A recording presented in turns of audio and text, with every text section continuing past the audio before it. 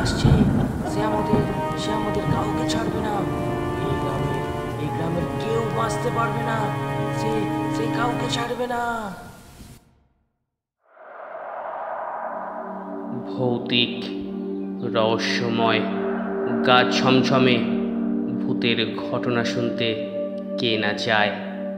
আর সেটা যদি হয় সত্যি ভূতের ঘটনা, তাহলে গায়ের লোমগুলি কাঁটা দিয়ে ওঠে। রাত্রে বাইরে বেরোলে মনে হয় পিছনে কেউ একটা দাঁড়িয়ে আছে। এই রকম গা ছমছমে সত্যি ভূতের ঘটনা নিয়ে আমাদের আজকের নিবেদন, দার্জিলিংয়ে পিশাচ আতঙ্ক।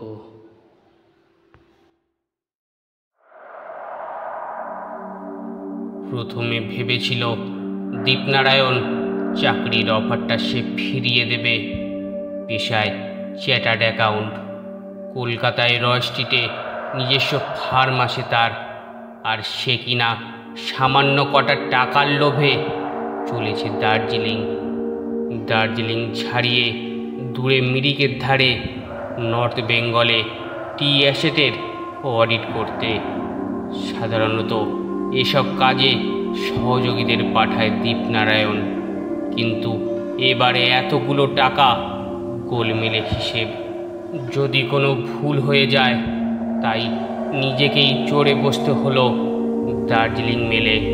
এবং যখন সে পা রাখল নিউ জলপাইগুড়ি স্টেশনে, তখন সবেমাত্র কুয়াশার লেপ সরিয়ে উঁকি মারছে ভোরের শিশু সূর্য।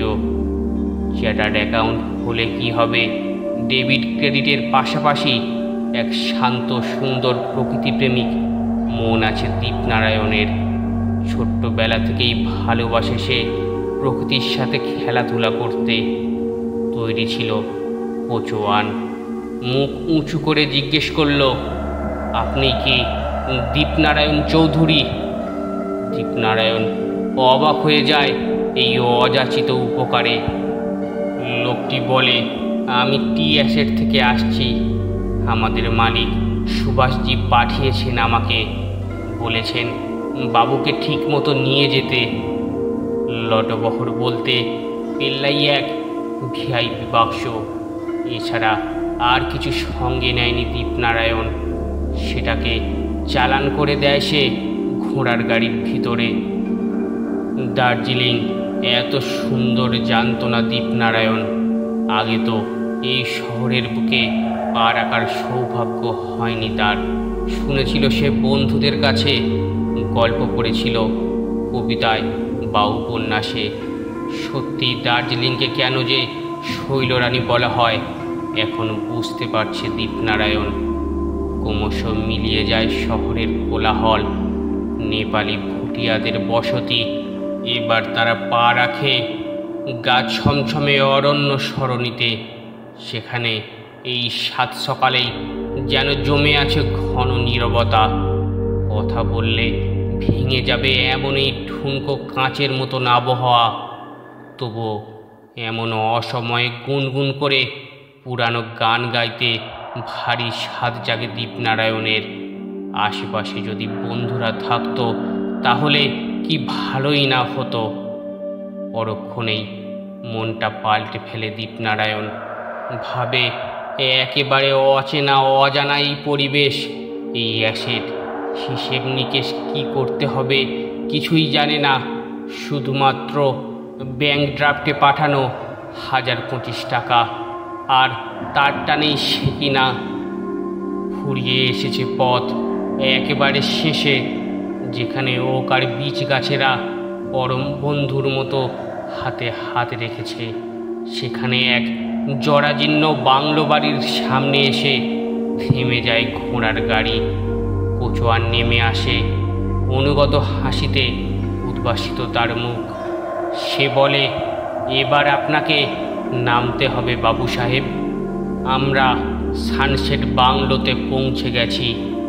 সানসেট ভারী সুন্দর নাম তো। সূর্যাস্ত এমন নাম কে দিয়েছে কোচোয়ান সাহেব? কোচোয়ান মুখ কাঁচুমাচু করে বলে, আমি সামান্য ঘোড়ার গাড়ির চালক বাবু মশাই, আমি তো অত খবর জানি না। বিরাট বাংলো, অনেক দিন রং করা হয়নি, এখানে সেখানে জমেছে ধুলো, তবুও শৌখিনতার পরশ লেগে আছে।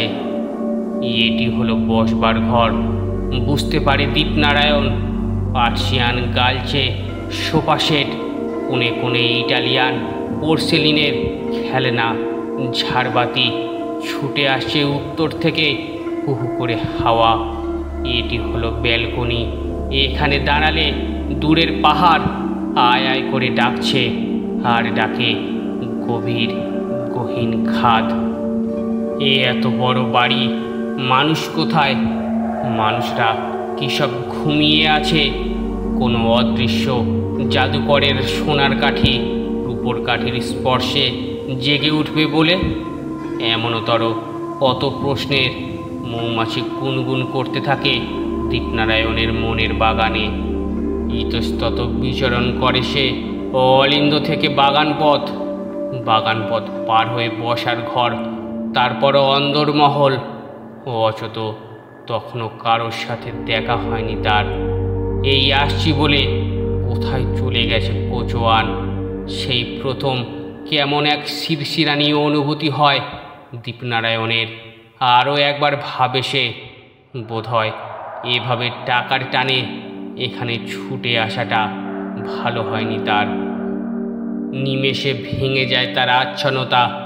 সামনে এসে দাঁড়িয়েছেন এক দীর্ঘকায় মানুষ, পরনে কুচকুচে কালো থ্রি-পিস স্যুট, চোখে ঝরছে বুদ্ধিদীপ্ত চাউনি। চিবিয়ে চিবিয়ে পাইপে তিনি ধূম সংযোগ করছেন, আর এসেই হাতে হাত রাখলেন। বললেন, আমি সুভাষজি। আপনি আমার ডাকে এখানে এসেছেন মিস্টার চৌধুরী? হাতে হাত রেখে দীপনারায়ণের মনে হলো কি অসম্ভব ঠান্ডা সুভাষজির হাত। দস্তানা পড়েননি বোধ হয়, তাই একবার ভাবল সে প্রশ্নটা শুধাবেন। পরক্ষণে নিজেকে সামলে নিল। একেবারে অপরিচিত মানুষ, এত বড় টি অ্যাসেটের মালিক, তার কাছে এভাবে প্রশ্ন করা চলে কি? আপনাকে দিন সাতেক থাকতে হবে এখানে। গত 3 বছর আমার টি অ্যাসেটের অডিট রিপোর্ট জমা পড়েনি। ব্যাংক থেকে লোন নিয়ে আমরা নতুন একটা ভেঞ্চার ওপেন করতে চাইছি। বুঝতেই পারছেন, এখানে এই অরণ্যে দেখাশোনা করার লোক নেই। আমাকে একাই সব কিছু দেখতে হয় আর কি। 7 দিন, টেনে টেনে উচ্চারণ করে দীপনারায়ণ। 7 দিনে কতটা ক্ষতি হতে পারে তার চালু ফার্মের? মনে মনে হিসেব নিকেশ কষতে বসে সে। চকিতে এই একটুখানি তাচ্ছিল্যের হাসি খেলে যায় সুভাষজির ঠোঁটে। তিনি বলেন, আমি বুঝতে পারছি মিস্টার চৌধুরী, আপনি হলেন কলকাতার সবচেয়ে ব্যস্ত চ্যাটার্ড অ্যাকাউন্ট। আপনার প্রতিটি মুহূর্ত অর্থের বিনিময়ে কেনা হয়। তবে কথা দিচ্ছি, আমি আমার এখানে কাজ করলে আপনি ঠকবেন না। যে টাকা দিয়েছি সেটাকে বায়না ভাবতে পারেন। আরও টাকা দেব যদি আমার অ্যাকাউন্টগুলো একটু ঠিকঠাক করে দেন। অভিজ্ঞ দীপনারায়ণ বুঝতে পারে এমন কিছু গোলমাল আছে সুভাষজির অ্যাকাউন্টে, তাই এই অসহায় মিনতি করছেন তিনি। এ ব্যাপারে দারুণ তুখোর দীপনারায়ণ। আগে কত অ্যাকাউন্ট সামাল দিয়েছে, আর সে কি না। সারাদিনটা ভালোই কেটেছে। রাত্রি এসে কড়া নেড়েছে সময়ের দরজাতে। ডিনার শেষ হয়ে গেছে। লম্বা সিগার ধরিয়েছেন সুভাষজি। সৌজন্যবশত তার কাছ থেকে একটা সিগার নিতে হয়েছে দীপনারায়ণকে। মৃদুমন্দ ধোঁয়াও ছাড়ছে সে। চুরুট খাওয়াটা বিশেষ অভ্যেস নেই তার। টুকটাক গল্প হতে থাকে কোথাও, কিন্তু সুভাষজি তার ব্যক্তিগত জীবনের কোনো কথাই বলছে না। মনে হয় তার মনের মধ্যে এক বিষাদ আছে। তিনি সবসময় তার ফেলে আসা অতীতকে চাপা রাখতে চান। গুড নাইট মিস্টার চৌধুরী, বেডরুমে চলে যান। আপনার বিছানা তৈরি আছে। কাল সকালে দেখা হবে। Have a sweet dream. এই কথাগুলো দীপনারায়ণের মনে হলো কেমন বাঁকা বাঁকা লাগছে। মন থেকে কোনো কিছু বলছেন না সুভাষজি, সব কিছুই তার মুখের সাজানো ভাষা। সারাদিনের জার্নিতে বিছানায় শুতে না শুতেই গভীর নিদ্রার কোলে ঢলে পড়ে সে। তখন মধ্যরাত, বাইরের বনে প্রবাহিত শীতের বাতাস, আকাশের প্রেক্ষাপটে জ্বলছে নিশিজাগা নক্ষত্রের আলো। অনেকক্ষণ আপন মনে পায়চারি করছিলেন সুভাষজি। অনেকদিন বাদে মনের মতো একটি শিকার পেয়েছেন তিনি। পায়চারি করছেন, ঘন ঘন সিগারেটে টান দিচ্ছেন আর ভাবছেন কখন রাত 2টো বেজে উঠবে তার গ্র্যান্ডফাদার ওয়াল ক্লকে। তখনই পাল্টে যাবে তার শরীর। চোয়ালের দুপাশে 2টি ঝকঝকে দাঁত বেরিয়ে আসবে। মুখটা হবে নেকড়ের মতো। চোখ 2টি জ্বলতে থাকবে প্রতিহিংসার জিঘাংসায়। কেন এমন হয়, কেন এমন হয়, নিজেকে নিজেই বারবার প্রশ্ন করেন সুভাষজি। এই প্রশ্নের উত্তর তিনি কোনোদিনই পাবেন না। কেন মাঝে মধ্যেই তার মনের মধ্যে ঘুমিয়ে থাকা একটা পশু জেগে ওঠে, রক্তপিয়াসী হয়ে ওঠে সে। ঘড়িতে তখন 2টো বাজার সাথে সাথে সত্যি সত্যি পাল্টাতে থাকে সুভাষজির শরীর।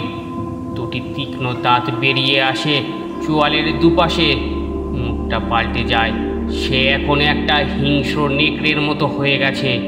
হাতে বড় বড় নখ হয়েছে তার। সমস্ত শরীর ঢাকা পড়ে গেছে ঘন লোমের আচ্ছাদনে। পায়ে পায়ে এগিয়ে আসছেন সুভাষজি। দেখেন পরম নিশ্চিন্তে ঘুমিয়ে আছেন দীপনারায়ণ চৌধুরী। তিনি এক মুহূর্ত তাকিয়ে থাকেন ঘুমন্ত দীপনারায়ণের মুখের দিকে। তারপর তার গলার দুদিকে শিরার মধ্যে ফুটিয়ে দেন তীক্ষ্ণ দাঁতের ডগা। চোঁচো করে রক্তপান করতে থাকেন তিনি। অনেকক্ষণ এইভাবে রক্তপান করার পর শান্ত হয় তার প্রেতাত্মা। আবার ঘরে ফিরে আসেন তিনি। একটু বাদে ভোর হবার সাথে সাথে মিলিয়ে যায় নেকড়ের সত্তা। তখন আগের মতোই সুভাষজি হয়ে উঠেছেন এক ধোপ দুরন্ত ভদ্রলোক। সকালে ঘুমটা ভাঙার সাথে সাথে দীপনারায়ণের মনে হলো সে যেন খুব অসুস্থ হয়ে পড়েছে। ক্লান্তি এসে আঁকড়ে ধরেছে তাকে। ধরপড় করে উঠে বসে সে। সভয়ে লক্ষ্য করে তার গলার দুদিকে 2টি ক্ষতচিহ্ন। সেখান থেকে চাপ বাঁধা জমাট রক্ত একটু কালচে হয়ে গেছে। কেমন করে হলো এমন এই ক্ষতচিহ্ন?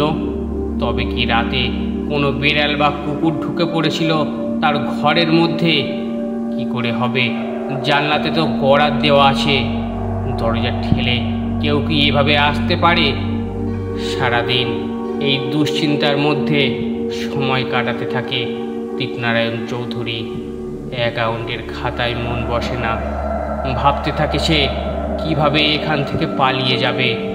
কিন্তু দীপনারায়ণ বুঝতে পারে সে বোধহয় এই ফাঁদ থেকে কোনোদিনই পালাতে পারবে না। এখানে তিলে তিলে মরতে হবে তাকে। সেদিন মধ্যরাত, আবার একই দৃশ্যের পুনরাবৃত্তি। রাত 2টো বাজার সাথে সাথে বদলে যায় সুভাষজির শরীর। এক বিভৎস হিংস্র নেকড়েতে পরিণত হন তিনি। তারপর তার দাঁত 2টি ঢুকিয়ে দেন দীপনারায়ণ চৌধুরীর কণ্ঠনালীতে। বেচারি দীপনারায়ণ 3 দিনের মাথায় রক্তশূন্যতায় মারা গেল সে। তার শরীরটাকে ফেলে দেয়া হলো খাদের অভ্যন্তরে। এবার আবার খবরের কাগজে বিজ্ঞাপন দিতে হবে সুভাষজিকে। ডেকে আনতে হবে নতুন এক অ্যাকাউন্টেন্টকে। তাকে শোনাতে হবে বানানো গল্প কথা। রাতের অন্ধকারে সেজে উঠতে হবে নেকড়ের ছদ্মবেশে।